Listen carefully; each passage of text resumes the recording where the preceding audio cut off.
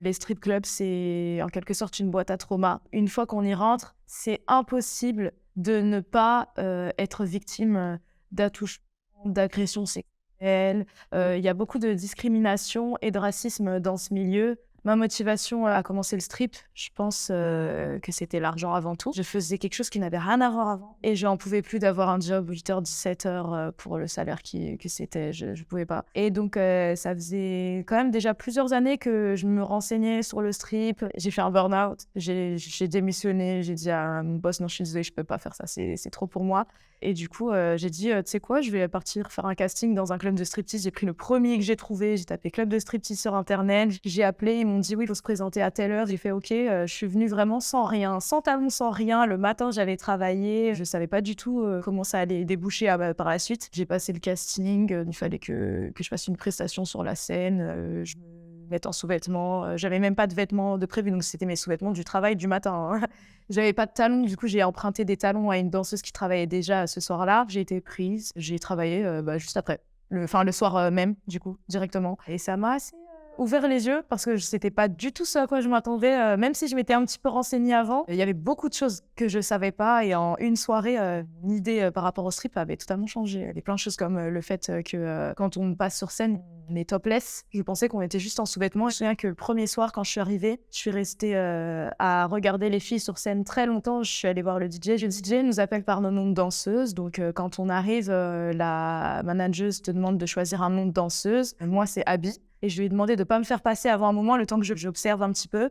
Donc, j'ai fait ma première scène et ensuite ma première scène, je suis allée voir une danseuse et je lui ai demandé, comment ça se passait les danses avec les clients, qu'est-ce qu'on a le droit de faire, qu'est-ce qu'on n'a pas le droit de faire, quelles sont les limites, est-ce qu'on a le droit, de refuser qu'un client nous touche, plein de choses comme ça. Et donc, je suis tombée sur une fille super sympa, qui m'a expliqué comment ça se passait, qui m'a fait une danse, pour me montrer comment, elle faisait, qui m'a dit que en vrai, chaque danseuse a ses particularités, a sa façon d'approcher le client, a sa façon de danser, et cetera. Ça m'a beaucoup aidée de parler avec les autres danseuses, pour, comprendre comment ça marchait, en fait. Donc, il y a un client qui est venu me voir et qui m'a demandé, une danse, privée, donc un VIP. J'ai fait la danse et j'ai enlevé mon haut, mais j'ai pas enlevé le bas. Je savais pas comment ça se passait. J'étais pas allée dans les privés, j'étais jamais allée dans un club de striptease. Et en fait, il y a des caméras dans les privés et donc, du coup, la house mom, la manageuse, nous voit à travers les caméras et elle a vu qu'à la fin de la danse, j'avais pas enlevé, mon bas, sauf que les clients peuvent s'en plaindre puisque normalement, on est censé finir complètement nu. Donc, oui, elle m'a rappelé qu'il fallait vraiment être, nue. Mais au début, je savais vraiment pas, que ça se passait comme ça, quoi. À partir du moment où tu es une femme, tu peux travailler, tu peux être stripteaseuse. Après, je pense que ça dépend des clubs, mais il y a vraiment de tout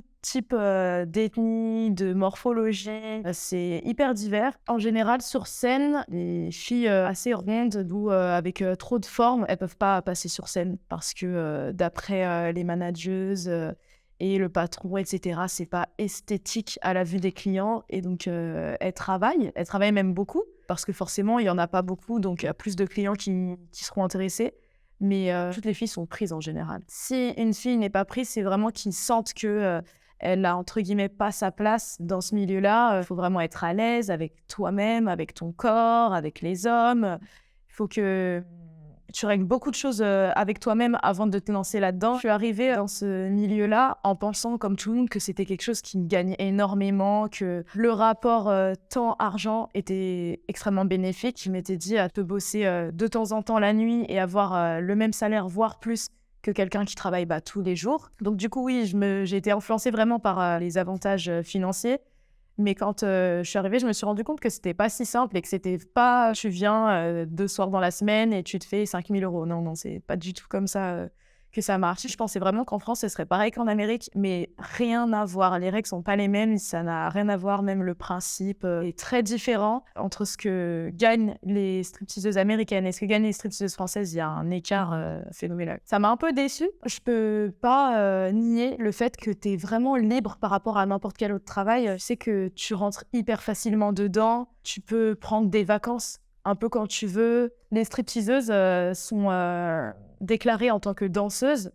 Donc, c'est-à-dire qu'en tant que danseuse, on est intermittente du spectacle et donc, on peut faire une demande d'intermittence, via Pôle emploi, mais en tant que danseuse, du coup. Le club, taxe sur, les danses, en grande partie sur les tickets que les clients vont acheter. Donc, pour que les clients, aient leur, danse, Ils vont à un comptoir, ils donnent une somme au club en espèces ou en cartes pour avoir la même somme en tickets. Ces tickets, ils vont les donner à la danseuse qui va faire la danse. Et à la fin de la soirée, la danseuse va donner les tickets à la manageuse qui va les comptabiliser. Et ça dépend des clubs. Soit te les rendre en espèces, soit les noter sur une feuille et te les donner à la fin du mois, ce qui fera ton salaire à la fin du mois, quoi. Mais les pourboires, c'est pour la danseuse. C'est souvent des gros pourboires parce que c'est des gens riches en général. Ça peut vraiment aller de 50 € à des billets de 500 €. Dans les bonnes périodes, c'est possible que pendant 2 semaines, tu te fasses peut-être 2000 € de pourboire en plus des danses que tu as faites. Je pense que ce qui rend addictif, c'est l'argent. Mon rapport à l'argent, il a beaucoup changé depuis que je fais ce travail. Quand je fais pas d'argent ou quand je travaille pas, l'argent me manque. Là, je pourrais jamais revenir à un travail normal parce que j'ai été serveuse avant de faire du strip. Sur un service du midi ou du soir, à la fin, j'avais peut-être 5-6 € et j'étais contente, quoi. Voire 10 € et vraiment, j'avais pété le jackpot. Alors que là, vraiment, si un client nous donne 20 ou 10 €, on le regarde, on se dit t'abuses un petit peu là parce que je généralise beaucoup, mais en général, c'est 50 € minimum les billets qu'ils vont nous donner de pourboire. Le club est assez sélectif pour l'entrée. Les filles vont pas être forcément aussi facilement acceptées dans le club que les hommes. Comme c'est écrit, c'est un gentleman's club, c'est un club pour les hommes. D'après les managers, il y a que les hommes qui y viennent pour dépenser, puisque c'est un milieu assez hétérosexuel et assez homophobe, je dirais. C'est un peu le monde à l'envers parce que contrairement aux boîtes où c'est un peu les hommes qui bataillent pour pouvoir rentrer et qui se disent il nous faut des filles pour pouvoir rentrer. Et là, vraiment, pour le coup, un homme tout seul va rentrer, mais une fille tout seule rentrera pas. Quand ils rentrent, ils payent une entrée. Donc, ils payent déjà une entrée, ils payent leur boisson et ils payent aussi, du coup, les services des danses. Ce qui veut dire que pour eux, t'es vraiment une marchandise, t'es à leur service. Donc, c'est un petit peu, ils se sentent capables de céder un peu à leurs démons. Et donc, quand ils rentrent, ils se disent qu'il n'y a pas de limite pour eux. Ils ont payé leur entrée, ils ont payé leur bouteille à 500, voire 1000 €. Tu es là pour eux, tu es là pour assouvir leurs besoins et ils enlèvent un peu leur cape d'humanité et ils se disent bon là, je peux faire ce que je veux. Ils vont pas prendre de pincettes, ils vont pas te ménager, ils vont vraiment se dire oui mais elle est là pour ça, donc je peux faire ce que je veux, lui dire ce que je veux, la toucher autant que je veux, elle est là pour moi quoi. Ce qui est totalement faux, on est là pour l'argent, pas pour les hommes. Ils ont besoin de sentir qu'ils sont au-dessus de nous, qu'ils sont en pouvoir puisque c'est eux qui nous payent. Si tu es trop intelligente et que tu les reprends quand ils parlent, quand ils font des erreurs, ou si tu as le malheur de les contredire, ils vont dire « Oh, mais t'es nul, t'es pas drôle et tout », et ils vont pas te prendre de danse, quoi. Dans les deux sens, personne ne se voit réellement comme un être humain. Pour eux, on est juste des objets, on est une attraction, on est là pour leur faire plaisir. Du coup, pour gérer ça, à notre tour, nous, on va les déshumaniser pour un peu garder ce côté pro et commercial. Ça m'a pris au moins 1 an pour me dire, OK, c'est vrai que c'est pas mes amis, je dois vraiment les voir comme des porte-monnaies et me dire, OK, il a de l'argent, s'il a pas d'argent, au bout de 30 secondes, je quitte la table. Je le sais à la boisson qu'il a pris, à la façon qu'il a de parler. Je le sais si au bout de 5 minutes, il m'a pas proposé de verre, je me dis, bon, je pense qu'il va pas me proposer de danse.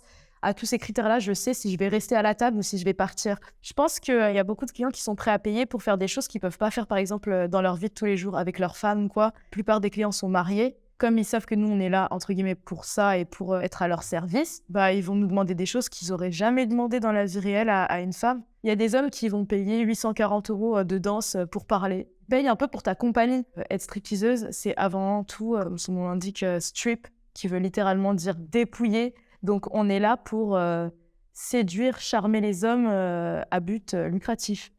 J'essaie vraiment d'éteindre mon humanité avant de rentrer en danse. Je me dis, OK, bon là, t'es plus Ellie, t'es Abby, tu fais ta danse, tu réfléchis pas, tu rentres dans un rôle. En général, après la danse, je vais aux toilettes et je respire un petit peu pour me dire, OK, c'est bon, tu reprends de l'énergie. Et ensuite, j'y retourne. Mais il y a beaucoup de danseuses qui boivent pour pouvoir supporter les remarques des clients parce que ça facilite le travail en quelque sorte. Si c'est pas l'alcool, elles vont prendre certaines drogues. C'est quelque chose qui tourne beaucoup dans ce monde-là, dans ce milieu-là.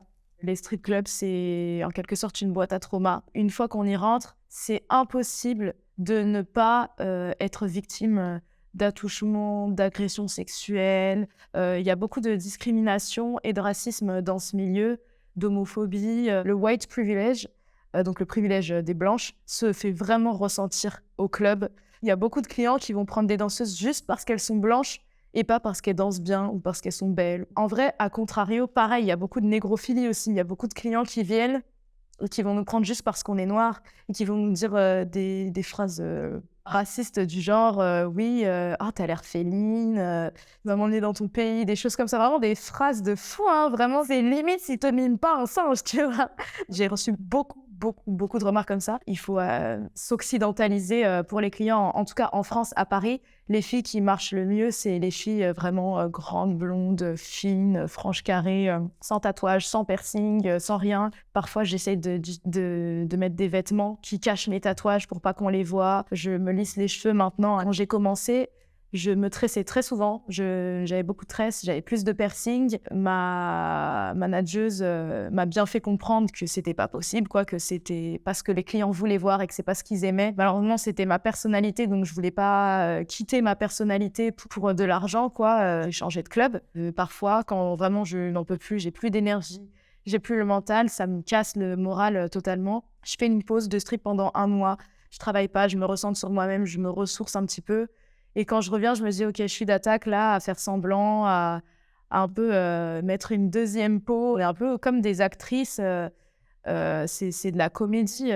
Tout ce que les filles disent, en général, elles ne le pensent pas. Elles disent ce que les clients veulent entendre. En tant que personne pansexuelle, donc qui est attirée vraiment sentimentalement parlant ou sexuellement parlant par toute identité, tout genre humain, je pense que mon rapport hétérosexuel, donc mon rapport aux hommes, a énormément changé dans le sens où déjà que de base, j'étais pas forcément énormément attirée par les hommes. Ce métier, ça m'a attirée encore moins vers eux. J'ai jamais été attirée énormément par l'enveloppe physique des hommes.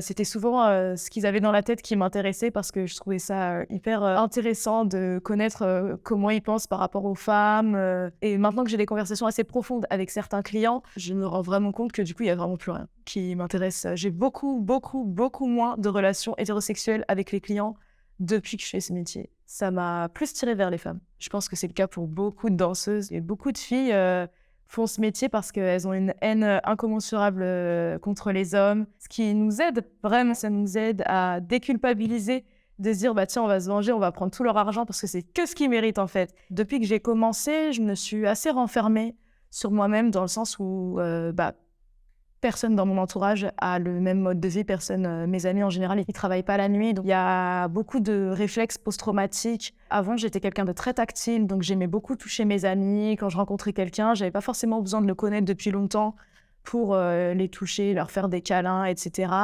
Maintenant, je déteste qu'on me touche. Quand on me touche, j'ai l'impression tout de suite de revenir au club, d'être au travail et de me dire je suis plus humaine.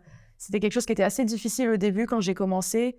Vraiment, quand j'ai commencé, j'avais 19-20 ans. J'en ai 22 maintenant. Il suffit que j'aille en boîte, rien que les gens te poussent sur les côtés ou quand ils te touchent le bras ou rien quelque chose comme ça. Et parfois, ça me fait faire des crises d'angoisse. Même dans la vie de tous les jours, ça a changé mes relations sociales avec les gens. Par exemple, quand un homme vient me parler, je me dis mais qu'est-ce qu'il veut? Puisque tous les hommes, dans la généralité, tous les hommes qui viennent me parler pour mon travail, ils me parlent pour conclure d'une affaire sexuelle plus tard. Enfin, ça a été très difficile pour moi de m'habituer à la vie normale après ça, dans le sens où dans la vie de tous les jours, les gens te touchent forcément, tu prends le métro, les gens ils te frôlent, etc. Et c'est quelque chose que maintenant je peux plus du tout. Pour que tes proches ne remarquent pas que tu pars tous les soirs à 22h et que tu rentres à 6h du matin avec parfois des SMIC dans ton porte-monnaie et que tu fais des dépôts d'espèces, etc. Je pense que c'est très compliqué à cacher dans le sens où ça te change déjà un petit peu dans ta personnalité, dans ta façon de voir les choses. Comme j'ai un entourage qui est assez similaire à moi, donc ils sont tous dans le même délire que moi, c'est que des artistes, soit ils font de la musique, du cinéma ou de la mode. J'ai même pas eu à les joindre autour d'une table et leur dire « Bon, écoutez, je fais du strip ». Non, c'était vraiment même pas eu besoin de leur dire, ils l'ont vu, je l'ai jamais caché. Parfois, ils l'ont appris via les réseaux. Moi qui ai peu de contact avec ma famille depuis des années, j'ai croisé un proche à mon frère, donc le meilleur ami de mon frère, qui est venu dans mon club de striptease. Mon frère qui ne sait pas que je travaille ici, qui était avec une amie de ma mère et ils sont venus en tant que clients. Donc c'est hyper bizarre de te dire que autant toi, c'est bizarre parce qu'ils se disent: «Mais attends, elle travaille là, je l'ai vue toute petite et tout, nin, elle travaille ici». Mais au moins, autant toi, c'est bizarre de dire: «Putain, mes proches, je sais pourquoi ils viennent dans un club de striptease», tu vois? Genre, tu te dis, tout le monde se dit: «Mais qu'est-ce qu'on fout là?» tu vois? Ma mère, elle est assez fermée. Je sais pas si elle serait déçue de moi, mais j'ai grandi dans une famille catholique. Ma famille ne sait même pas que je suis tatouée, que je suis percée. Donc si elle apprenait en plus que je travaille dans un club de striptease, mais moi, je me suis reniée, hein. Donc je suis contente de me dire que j'ai plus contact avec eux, hein. Mon papa, c'était un artiste. Franchement, je pense qu'il aurait accepté. Si jamais mes parents revenaient vers moi, je leur cacherais pas que je fais du striptease. Je suis passée au-dessus de ça, j'ai guéri de ça maintenant. Ouais, non, je m'en cacherai pas du tout. Pour l'instant, j'ai arrêté parce que ça m'a fait perdre énormément de temps. De base, j'ai commencé pour la musique, pour investir dans mes sessions studio, dans mes clips. Je m'étais dit, c'est un bon entre-deux, dans le sens où je peux choisir les jours où je travaille. Je m'étais dit au début, la journée pour faire ma musique et le soir, je vais travailler pour faire de l'argent. Au final, j'avais vraiment pas pensé que ça allait me prendre autant d'énergie et du coup, quand je rentre, je dors toute la journée, je suis fatiguée. Mon objectif, ce serait vraiment de vivre pleinement de ma musique et donc de plus travailler en tant que danseuse. Et je pourrais pas dire que je vais jamais refaire de strip tant que je serai pas à l'aise financièrement par rapport à ma musique, quoi. Là, je suis en pause. Je sais que dès que je vais avoir besoin d'argent pour ma musique, je vais revenir.